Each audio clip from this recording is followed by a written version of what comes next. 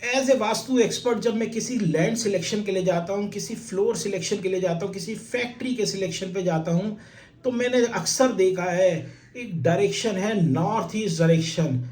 इस डायरेक्शन के अंदर भगवान शिव का वास है, बृहस्पति देव यानी जुपिटर का वास है। सबसे ज़्यादा खिलवाड़ इसी डायरेक्शन से हो रहा है।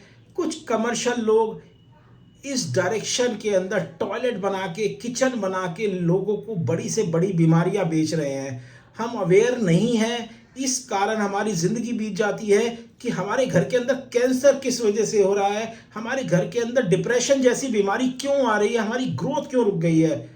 एज ए वास्तु एक्सपर्ट मेरी आपको एक सलाह है, आप किसी वास्तु एक्सपर्ट को हायर करें या ना करें, लेकिन एक छोटी सी टिप को ध्यान रखते हुए आप इन बड़ी बीमारी से बच सकते हैं। आप जब भी किसी फ्लोर के सिलेक्शन के लिए जाएं तो आप सेंटर में खड़े होके कंपास को अपनी हथेली पे रख के इस तरह से देखें और उस मेन रोड की तरफ मुंह करके उस डायरेक्शन को देखें। एक डायरेक्शन को आप बहुत ज़रूरी चेक करें, नॉर्थ ईस्ट डायरेक्शन। उस डायरेक्शन के अंदर कहीं टॉयलेट तो नहीं है, कहीं उस डायरेक्शन के अंदर कोई किचन तो नहीं है, क्योंकि अगर नॉर्थ ईस्ट डायरेक्शन के अंदर किचन या टॉयलेट होगा तो उसकी वास्तु के अंदर कोई रेमेडी नहीं है।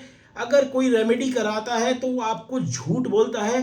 100% टॉयलेट और किचन को पूरे विधिवत आपको वहां से हटाना ही पड़ेगा, इसकी कोई रेमेडी नहीं है।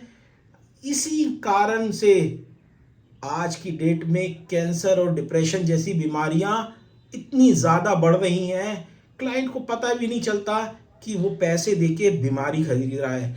तो ध्यान रखिए नॉर्थ ईस्ट डायरेक्शन का, इस डायरेक्शन के अंदर कोई टॉयलेट, कोई किचन ना हो।